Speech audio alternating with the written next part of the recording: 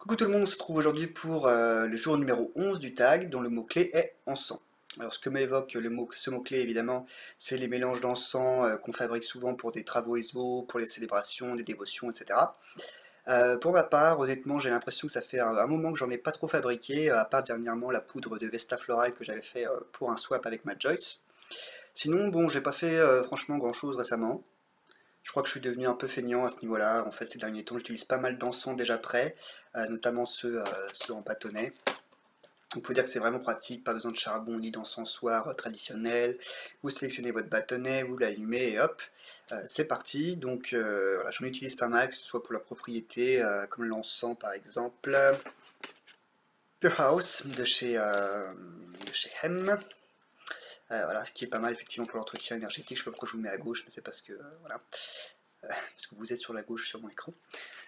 Donc voilà, c'est pas mal pour l'entretien énergétique d'une pièce. Si vous n'aimez pas la vanille, n'en prenez pas par contre. Ça me rappelle pas mal l'huile Kyoto, d'ailleurs, une huile traditionnelle du houdou. Donc on peut les utiliser, comme je disais, pour leurs propriétés, pour des dévotions, des offrandes, pour accompagner les travaux ESO. Ce qui est vraiment, donc voilà, tout aussi pratique que les mélanges qu'on fait, enfin plus pratique d'ailleurs.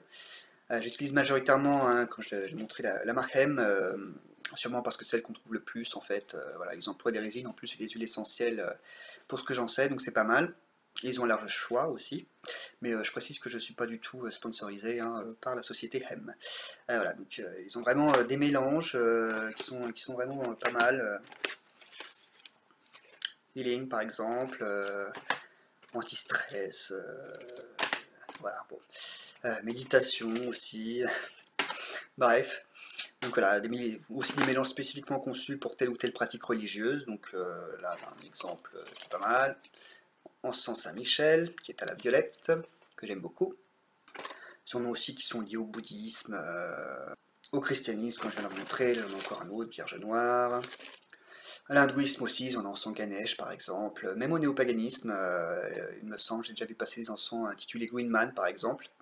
Il me semble que c'est cette marque. Là j'en ai un autre, mais c'est la marque Stamford, dont je reparlerai un petit peu plus tard. Pagan Magic, voilà. Là j'en ai un de chez Hem, c'est quoi? L'œil d'Horus pour la protection. Donc on a vraiment tout en fait pour les encens les encens bâtonnets, c'est vraiment cool. Hein. Ils ont aussi des plantes, des fleurs, des herbes, ce qui est bien pratique aussi. Si jamais vous n'avez pas forcément la plante ou l'herbe en question, donc voilà, lilas, rose, lavande. Voilà, d'ailleurs celui-là, lavande, j'utilise pas mal pour mes dévotions et offrandes à Sequana par exemple. On sent en cône pour l'anecdote, ceux de la lavande en cône, c'est pourtant la même marque, mais ça fait vraiment parfum chiotte en fait. Donc j'en ai déjà donné en offrande une fois à Sequana justement, et une fois allumé j'étais franchement assez gêné. Voilà, peut-être qu'elle aussi d'ailleurs, parce que franchement c'était pas, ça sentait pas, ça faisait pas classe comme offrande quoi. Voilà. Bref, je vous fais pas encore une fois une pub pour la marque Hem, hein, donc il y a d'autres marques qui ont le même genre d'encens, comme je l'ai dit, voilà, la marque Stamford. J'ai testé une fois, j'avais acheté ça en Écosse, euh, parce que je suis allé dans une boutique ESO en Écosse, hein, c'est juste ça. C'était un au thé vert, qui était vraiment génial. Il faudrait que je regarde où est-ce que je peux trouver des encens, d'autres encens de cette marque-là. Je ne sais pas du tout où est-ce que j'ai eu celui-ci. Est-ce que ça venait pas d'une Witch Casquette? Ça peut pas venir d'une Witch's Moon en tout cas, mais voilà. Bon. Mais bon, cela étant dit, j'en ai déjà pas mal, c'est même pas un tiers de ce que j'ai. Donc, je sais pas si vous êtes comme moi en fait, mais comme ça coûte pratiquement rien, bah, souvent quand je fais une commande ESO sur une boutique, soit sur une boutique ESO, soit sur une boutique religieuse, bah, j'en prends toujours quelques-uns, là pour en tester de nouveaux, bah, sauf qu'à force, bah, ça s'accumule tout ça. Hein.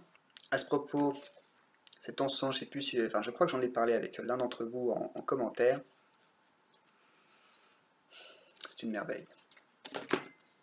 Donc voilà, sans parler de ceux évidemment que je recevais à travers la Witch's Moon, que j'aime beaucoup aussi, ils en ont très bons, qui eux sont faits main par contre.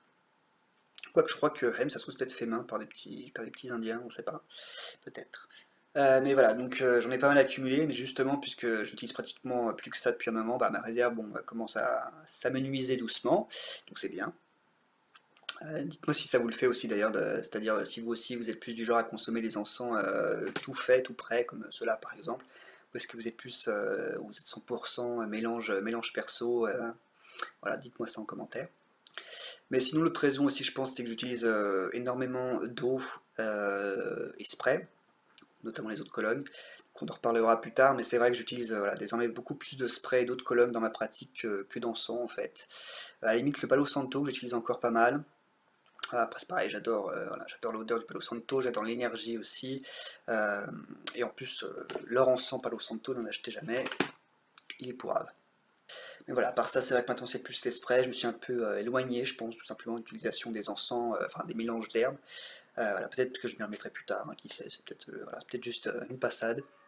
Mais bref, du coup, j'avoue que pour cette petite vidéo, j'ai pas grand-chose à vous raconter. Ah si, l'encens, pardon, ça me fait penser aussi aux lieux de culte, surtout le Liban, évidemment, les églises catholiques et orthodoxes notamment, elles ont toujours, pour la plupart, cette odeur subtile d'eau Liban ou d'encens pontifical éventuellement. De toute façon, je crois qu'il me semble que ça contient de l'encens pontifical. Donc, dont l'énergie d'ailleurs va de pair avec l'énergie du lieu, même si elles sont pas forcément les mêmes. Je ne sais pas si vous avez déjà eu l'occasion de visiter beaucoup d'églises de confessions chrétiennes différentes, mais je trouve vraiment que les églises catholiques, orthodoxes et protestantes n'ont pas du tout la même énergie. Voilà, d'ailleurs, les églises protestantes, en fait, elles n'en ont pas.